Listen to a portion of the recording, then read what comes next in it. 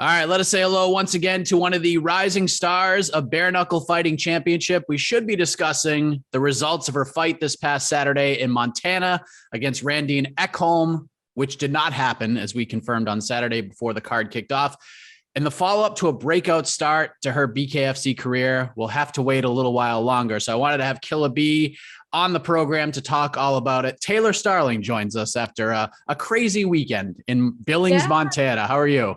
I'm good. How are you doing? I'm very good. It's great to have you here. Apologies for everything that has happened to you on Friday and Saturday. So we wrote about what happened on the site. You discussed it on your social media. So for those who aren't aware of what happened that led to this fight being scratched from Saturday's card, what happened? Why did the fight not go down? Well, my opponent weighed 8 pounds overweight. Randine came in on the scale. I was 124. And which our fight's at 125. I was 124 and she was 133. So if we want to get into the story, Randine, they gave her until 4 p.m. So we weighed in at 2. So they said, we'll give you until 4 p.m. to try to at least cut a couple more pounds, get as close as you can. 8 pounds is just too much. The commission's not going to let it happen. She got off the scale and immediately started drinking Pedialyte and water and rehydrating, didn't even make the attempt to go and get on a treadmill or anything. So that was very frustrating. She didn't pass her doctor physical either, a couple hours later. So they wanted to give her a day to try to get her wits about her. And they're if you can cut that, they really pushed it. They really were trying to make the fight happen as best they could. They were we're going to give you a day to kind of make sure you're feeling all right. But you have that time to get lower and you can see if we can make it happen. And the next day she comes and weighs in at 141. Oh my gosh. Yeah. So it wasn't it was just a couple pounds. It was 8 pounds and then another 8 pounds on top of that. So very, very frustrating. I was really upset. And I think a lot of people misconstrued my upset. It was just the fact that she didn't even try. I think that she didn't want to fight and she just used that as her out. I think she honestly went and started putting on more weight to make sure that she could make sure that it wasn't happening. So yeah, what's interesting about this whole thing is when BKFC announced this matchup, I can't lie, I was scratching my head a little bit. No disrespect to Randine as a fighter. She gets in there and gets in fist fights and puts her health, her life on the line, which is more than I could say for myself. But at least with what her combat sports record says, she's never won a sanctioned fight. She lost all of her amateur MMA fights. She had one fight in BKFC and Britain Hart beat her. It just seemed like such an odd matchup to me, considering the success you've been having. And it just seemed kind of weird, especially with all the conversations happening after your last fight. Do you agree with that? Were you surprised that Randine was the opponent that was offered to you? Yeah, I will say this. They definitely gave the offer to a couple people and everybody said no. Randine was the only one who said yes.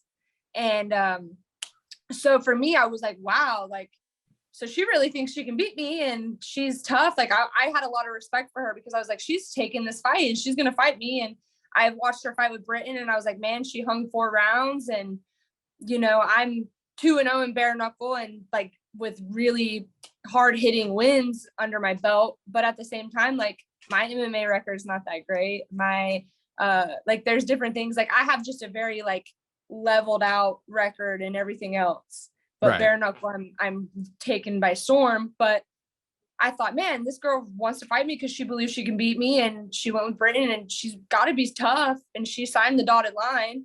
A lot of people said no to it. So I was super excited. I was wow, that was she thinks she's got what it takes. So let's go. Who said no? Do you know? There's a couple people. A lot of them aren't in bare knuckle. One of them, what was her name? Maya,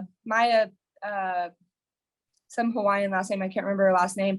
She was in the not the Ultimate Fighter or UFC or something like that. She was supposed to fight for Gamebred and her fight fell through for some reason, but she wanted just a crazy amount of money to fight me. And so, really? Yeah. So she wanted some insane amount of money and they were just we're not going to pay you that much. What? No. But when people do that, usually I feel like it's because they don't really want to take the fight, but they will if you pay them the right amount. Right.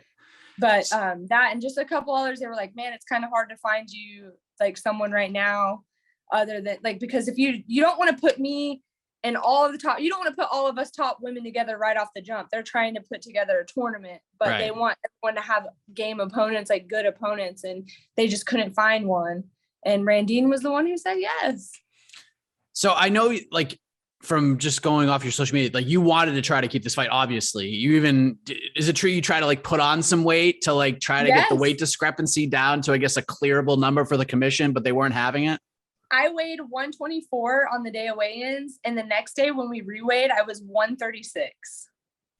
So 140. So within 5 pounds. Is that too much? Or the issue was, I think they were more so worried about her health because that girl was. I'm trying not to be like such an asshole about it because she could have very well been like really, really hurting. But to me, like I seen her walking around out in the hallways, but then the second that she would walk in the room, she'd be like, oh, so I think they were more so worried because, like, you know, someone, he just died. Justin Thornton just died. Right. Passed away. I'm sorry, that sounds so bad, but he just passed. And so that's a lot of pressure on bare knuckle to just like someone like that's acting like they can barely walk up to the scale to put us in the ring. And, you know, if something happened, like that's on the commission to be like, oh, people would say, hey, you let them fight. And that's that. Like it just, they couldn't bump it up a weight class and be like, oh, cause there's no 135 women's division yet. And like just the whole commission, it was just, I don't even really know why exactly they couldn't. Cause even when I weighed 136, I was like, why can't it happen? I weigh 136. And they just told me, they just looked at me and they were like, it's not going to happen. So just give up at this point on trying. But trust me, I literally went and did everything I possibly could. I was trying to chug gallons of water before I even went and weighed in with her, eat, just fill my body and try to be as heavy as I possibly could. It just didn't work out. So when you like went to or try to go to sleep on Friday, were you going to sleep feeling like this fight's definitely not going to happen? Like, were you like, I think that's what made me the most upset is because I kept getting on this roller coaster of up, down, up, down, up, down, up, down. Like it would be like 1 second they would say something where I was like, okay, it's off. Like I don't even need to like feel that pressure. And then 1 second someone would say something like, oh, well, we might reweigh and redo physicals and things like that. And then I'd be like, okay, well, there's a possibility it's going to happen. So I couldn't even sleep that night because I was just like, I'm ready to know because I want to fight. I'm ready to know that I'm fighting tomorrow. And once they said it out loud, like I lost it. I was so upset. Yeah. And here's the thing, what people don't always understand because it's professional sports, there's not a lot of money in the fight game. There just isn't. Like there's like a very small amount of fighters out there in boxing, in MMA, even in BKFC or bare knuckle. Timing works out great. There's a whirlwind of good stuff that happens. They become massive stars, must-see TV, etc. And others work hard to get to that place, try to break through that wall. But until that happens, it's a struggle. It's incredible sacrifice. A lot of money spent to get you ready to travel. Plus, you know, for you in particular, everyday life, you're a mom, you're trying to give your kids the best life possible. So when you don't fight, it's a big hit. So I'm assuming not fighting on Saturday makes a pretty significant impact on your world, does it not? Yeah, I definitely ripped Randine a new one whenever they said we weren't fighting. And I just told her, I was like, I have sacrificed my time, my money, like the money I spent to get my team out there, the money I spent for my outfit, my banner, my spot, like to make sure my sponsors were well displayed, just everything, time away from my children. I took off work and like stopped working the entire fight camp, which I couldn't afford to do. Thankfully, I had sponsors to help me out with stuff, but I took time from work for my job because I was like, I want the best camp, and I can't work right now if I want the best camp. And all of that left my bosses hanging. Like it's a small business, so they could have really used my help, but because they really believe in me, they let me take that time to go do what I needed to do. And yeah, so it was very frustrating. And just to like, I don't know, I just want it so bad. And to see someone not share the same passion or like respect as an athlete, like it just really, really upset me. So it's kind of to talk. So you said this to Randine, like face to Oh face. yeah, How did she react worse, to that? a lot worse, with a Okay. lot more with a lot more F-bombs included. Did she respond at all, or did she just kind of take No, it? no, she just stood there like blank staring at me. Like and then David Feldman had to intervene and pull me away from her because I was about to punch her in the face. And I just I'm never like that. And it was very upsetting to me too, to like feel that way, because I always love being out there. And this time I was just really amped up and fired up and mad, and took it out on a couple people that, like the people in BKFC, I'm like chewing them out when it's not their fault. Her managers, I was chewing her managers out. And apparently the whole entire time they said that Randine just lied to them and told them, like, didn't tell them how much she weighed, didn't tell them she was overweight, and they had asked her and like how everything was going, and she just didn't tell anybody until she got on that scale and was 133. And so yeah, it was very emotional. I definitely yelled at a couple people, but Randine being number one, I wanted her to know. Like, I don't think she had any respect for how I felt or even cared. I think she was just like, whatever, I don't want to fight, and I'm going to make sure it doesn't happen. So that to me was just, I let her have it. I let her know every feeling I had. So, I mean, you might have yelled at some BKFC peeps, but apparently they weren't too upset because you were on the broadcast, you were in there. Like, was that okay? Like, I know FOMO is probably a super real thing when you're supposed to fight on a card, but did you at least enjoy yourself to the best of your ability? That was the best thing about, like, the silver lining is, like, I had my squad with me. We had a great time. We enjoyed Billings. And especially once I knew the fight was off, I got to go to the show and enjoy it. And my bare knuckle family, like, when you fight for bare knuckle, it's like a huge family. So everyone was really happy to see me, and they understood why I was upset and why I was frustrated. And I'm so thankful. And I apologized to all of them personally, and was just like, it wasn't anything of you guys. I was just really upset. And they just happened to be there in the line of fire when I was really upset. And, but I got to commentate Jade Wong and Crystal Pittman. It's crazy fight. Yeah, it was a crazy fight. It was really cool. I got to see Crystal Pittman's eye just like shoot blood. And it was really cool. But I definitely was like, I want to be in there right now. I want to be.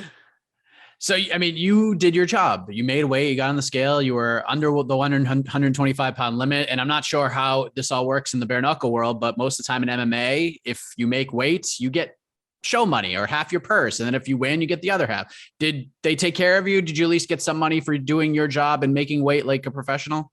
Yes, they took very good care of me. They paid me. They made sure that me and my whole entire team were all at the fights front row. I couldn't ask for any more. They really did take care of me, and they were so awesome, and very, like, they communicated with me as much as possible. And then they dealt with me being an asshole. So no, I couldn't ask for more. They're amazing. They really felt just as bad, because of course they wanted me to fight. Like, they shouldn't have let Randine have an extra day, but they like really wanted the fight to happen. They knew that the fans wanted to see it. So they were just trying to like really do whatever that they could to make it happen. And solely it just all fell onto Randine. It was nobody else but Randine. Like, they gave her the best opportunity to make sure that it happened. And she went out of her way to make sure that it did not happen. So crazy. So where do we go from here? Because I believe there's 3 more events on the calendar that are at least official for 2021. There's Wichita, that's in a couple of weeks. Then they're in New York, November 6th. And then like 6 days later, they're back in Florida in Miami, which should be a fun card. Any discussions on maybe getting you on one of those cards? David Feldman asked me if I'm available November 6th. And I said, yes, I am. And so November 6th is looking like when I'm going to come back, which is great because I've been in a fight camp. It's not too far away. Finish out the month of October and then head out to New York and go start somebody. We're going to New York. Nice and cold. Nice cold weather. Just what you want in November. Nice and cold. Right. Montana beautiful though. Montana was amazing. Yeah. I mean, I saw like some of the different photos people were taking. It's a pretty cool area. It's small. It's like a up and coming area too. Yes. It was awesome. You mentioned the tournament, and it appears from all accounts that this is a very, very real thing. It's just a matter of logistics at this point from everybody that I've spoken with. Yeah. Have you heard any more about it in terms of like when this might start? I assume obviously in 2022, but do you know kind of what they're thinking right now? I would think that they might do something like Knuckle Mania, like, because I know they're going to bring back Knuckle Mania for February. They're going to make that like an annual thing, which I think is so awesome. But I think they're waiting to see like how the rest of the year goes, and then I think maybe February they would try to like build the tournament, or at least have some of the women fighting for the tournament on Knuckle Mania. I don't know. All I know is I'm in. I'm going to be in. I'm going to make sure. And that's not because I said it, but that's because I'm going to make sure that I'm in that tournament. Which I think they're trying to wait to see like what Beck does, and if Rachel wants to come back, and because there's definitely enough women for a tournament, but it's all a matter of like when and who's doing what at what time, and we got to see what, like, you know, I guess we've got to let it play out a little bit. Yeah, I'm all in for that, as is everybody else. So you did mention it. So I did want to ask you about this because it has been a huge talking point when it comes to bare knuckle boxing and combat sports in general. But you mentioned Justin Thornton passed away after the knockout loss to Dylan Kleckler at BKFC 20, and it led to a whole bunch of complications. He was partially paralyzed, he was hospitalized, and then he eventually lost his life when all the complications just kind of came together. And listen, combat sports, MMA, boxing, bare knuckle, no matter what you're talking about, there's always risks. You literally put your lives on the line when you get into the ring or the cage. So as somebody that's in this organization who competes in this sport, when you heard this news, how did you react to it? I felt awful, just because, one, I felt bad for him. I felt bad for his family. I felt bad for bare knuckle because I knew that it was going to be, they were going to be the brunt of the conversation. And it's just sad all around. But at the same time, you know, I look at it this way. Like, I know that when I sign up for a fight, someone could hit me and I could be paralyzed. I could like, just all the risks involved.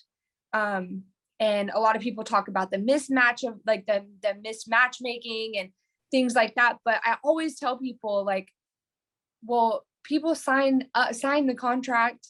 And like with Randine, for instance, like, she signed the contract and she knew what she was getting into. And it's just really sad. I think that it's a lot of like misconstruity going on. I don't even know if that's a word, but I feel like it could have been anything. It could have been the way that he landed on his head. It could have been, I mean, like, the knockout was like definitely a contributing factor, but the way he landed on his head could have just made it that much more worse. Or being in the hospital and being on a ventilator. Like, people don't realize, like, being on a ventilator, that like is taxing on your body, and it just pumps your body full of oxygen and the things that go behind it. So it's just a lot more, much more than saying like, oh, he got hit with a bare knuckle and that's what did it. It's like, there's a lot of different catalysts to it. And like we said, like, you signed, like, when you're in a combat sport, you know what you're doing. And I think some people don't realize, like, yeah, it is like fans, like, it is dangerous, but we know that, and we sign up to do it. And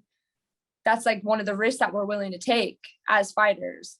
So it's just sad all around. And I have my condolences to his family and everybody. And that one like really hit home. Yeah. But as a fighter, like, that didn't scare me away. It made me think, like, you know, yeah, like, we are willing to go in there and put our life on the line for this sport. Yeah, very sad. Obviously, awful news. Send our best to Justin's family and loved ones. It's tough to transition, but I did want to end with something a little more positive, because I saw a video the other day, and it was you and Brian Battle, who just won the Ultimate Fighter at 185 pounds, and you had a little sparring battle, no pun intended, with 1 foot each in one of those big tires, and it was pretty wild. Yeah. Brian was like, what the hell? Because you were lighting him up. Like, what was that like? Or is this just one of like many occurrences of this sort of inter-gym rivalry you have? I am always like that to everybody. So being super aggressive and punching people is how I show my affection. And if I like, the more I like you, the harder I'm gonna hit you. Which obviously, like, Brian Battle has so much more power than me, but it's just funny because they all laugh because I'm so cute and so tiny and adorable, but I really am like so aggressive, and I don't care your size. I don't care if you're a man or a woman. Like, I'm going to come and give you the business, like, when we do stuff like that. And I'm very competitive. So we were kind of making it like a friendly competition. And it was funny because we said before we sparred, someone was like, okay, toe the line. And Brian said, I am not ready to toe the line. So, Video yeah, is hilarious. I It's love so Brian. funny. He's awesome, and he's always down to work with me, and like he's always like he always tells people, man, Taylor's a gangster. Like you guys just don't know. So that was fun to do that. The gym's starting to get a little bit of cred on the streets now, right? Between you Oh and Brian, and we're getting some success. People are talking about you a little bit, right? That's got to be yeah, cool. even just in the Carolinas in general, I think before, even when I first moved here, like I didn't really know much of the MMA game and any big names or anything coming out of here when I first moved back over this way. So now it's really cool just to see all the talent that's just like grown and evolved and that's coming out of it, because I think a lot of people usually just think either like Florida or West Coast. And now we're getting our East Coast Carolina going on over here. So it's pretty cool.